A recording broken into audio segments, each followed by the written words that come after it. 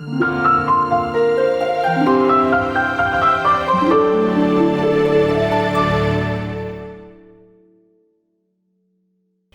pozdravljeni! V današnjih prehranskih čvekah je z mano dietetičarka Ana in skupaj bova pripravili bananin kruh. Ana, zakaj ravno bananin kruh? Hvala najprej za povabilo, se že veselim, da bova tale bananin kruh skupaj pripravili. Zakaj bananin kruh? Bananin kruh bo vseboval veliko beljakovin, prehranskih vlaknin, ogljikovih hidratov, dejansko vse, kar naše telo potrebuje, in je to v bistvu lahko primerno za zajtrk, lahko za malico na delovnem mestu ali pa recimo kot posladek. Je pa tudi zelo hiter in pa enostaven za pripravo. To bomo pa zdaj videli, ja. No, potem pa kar veselo na delo. Najprej bomo začeli z suhimi sestavinami. Uporabimo usene kosmiče, rahle usene kosmiče. Useni kosmiči so zelo dobri, namreč vsebujejo veliko prehranskih vlaknin, zato so zelo koristno živilo za vse tiste, ki imajo morda težavo s prebravo, tudi za tiste, ki imajo že povišan holesterol. Moram pa reči, da usene kosmiče niso samo za pripravo recimo banana breda, ampak jih imamo lahko seveda za zajtrk ali kot recimo jaz večkrat uporabim v polpetih ali pa tudi energijskih ploščicah. Morda kdaj kasneje tudi delim kakšen recept. Z veseljem. No pa najprej damo te usene kosmiče kar takole lepo v blender. In pa seveda bomo kar zblendali takole.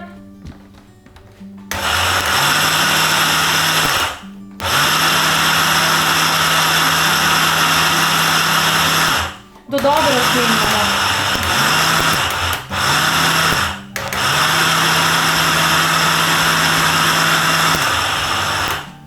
Takole. Suhim sestavinam bomo zdaj dodali še ščepec soli in pa žličko pa pol pecilnega praška. Tako da suhe sestavine zaenkrat kar tukaj pustimo malo počivati. Suhim sestavinam seveda bomo dodali še mokre sestavine. Prva sestavina, ki jo potrebujemo, so jajca. Ampak, veš, da jaz našim jajcem rečem kar, da so super živilo. Zaradi tega, ker res vsebujejo ogromno beljakovin, holina, potem imajo tudi vitamin B12, železo in tudi holesterol. So pa študije v bistvu pokazale, da ni statistično značilne povezave med uživanjem holesterola v jajcih in pa potem holesterolom v krvi. Kaj pa je naslednja sestavina? Naslednja sestavina bova dodali mokrim sestavinam mleko. Mleko je tudi bogat vir beljakovin, kalcija in pa vitamina D, in to je potem super kombinacija za dobro absorpcijo v naše telo. Tako da tisti, ki nimate težav po uživanju mleka, ga uživate brez slabe vesti. Ja, za vse tiste, ki pa imajo morda laktozno intoleranco, lahko se uporabi seveda mleko brez laktoze, ali pa ta recept lahko tudi malo spremenimo, lahko dodaste tudi recimo mandeljev napitek. Je pa res kot zanimivost recimo, ne smemo enačiti kravjega mleka z temi rastlinskimi napitki, kot so recimo ovsen napitek, rižev napitek, mandljev napitek, ker seveda ne vsebujejo toliko beljakovin kot kravje mleko. Tako. Naslednja sestavina. Tele mokrim sestavinam bomo dodali zdaj pa še tisto ključno sestavino, in sicer banane. Recimo pri bananah pa lahko poveva to, da tiste banane, ki niso še čisto zrele in vsebujejo več prehranske vlaknine, zaradi tega, ker še imajo več tega rezistentnega škroba, ki se še ni spremenil v sladkor. Evo, tako. In še zadnja sestavina, ki jo bova dodali, je seveda maščoba. V najnem primeru bova uporabili kar olivno olje. Olivno olje je recimo veliko bolj primerno kot kokosova maščoba. Kokosova maščoba, čeprav je rastlinskega izvora, vsebuje nasičene maščobne kisline. Morda tudi kot za zanimivost, recimo oljčno olje, marsikdo misli, da ne moramo uporabiti recimo za pečenje, ampak ga seveda lahko, namreč ima visoko točko dimljenja. Tako je. Kar vlijeva. In zdaj to dobro premešamo. Tako. Evo, zdaj ti bom pa jaz dala malo roke, ne, Ja. za pomoč. Tako, tole bomo seveda najprej še prej dodali suhe sestavine, dobro pomešamo in potem seveda krvotekač. Evo, takole. Jaz bom res tole dobro pomešala.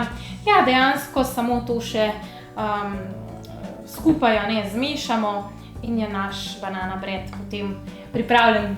No, torej sem povedala prav prej na začetku, da je to enostaven in hiter recept. Res je. Potrebujemo par minut, toliko da ovsene kosmiče, morda največ časa nam še vzame, da tole skupaj zmešamo. In lahko še recimo dodamo potem mogoče kakšno suho sadje, na primer. Tako, zelo priporočljivo je recimo, da se doda še kakšne suhe marelice, ki vsebujejo veliko železa, lahko bi dali tudi recimo brusnice. Za tiste, ki so pa mogoče malo bolj sladkosnedi, pa lahko dodamo še kakšno temno čokolado. Temna čokolada vsebuje veliko antioksidantov, polifenolov, ki so res tudi koristni za naše telo. Tako da zdaj bom pa jaz tebe tole prosila, da takole vlijeva malo. Ja, takole. Pečico sem jaz kar ogrela na 180 stopinj in bomo ta banana bread zdaj pekli pol ure. Takole. Pa potem kar lahko dodamo pečico. Evo.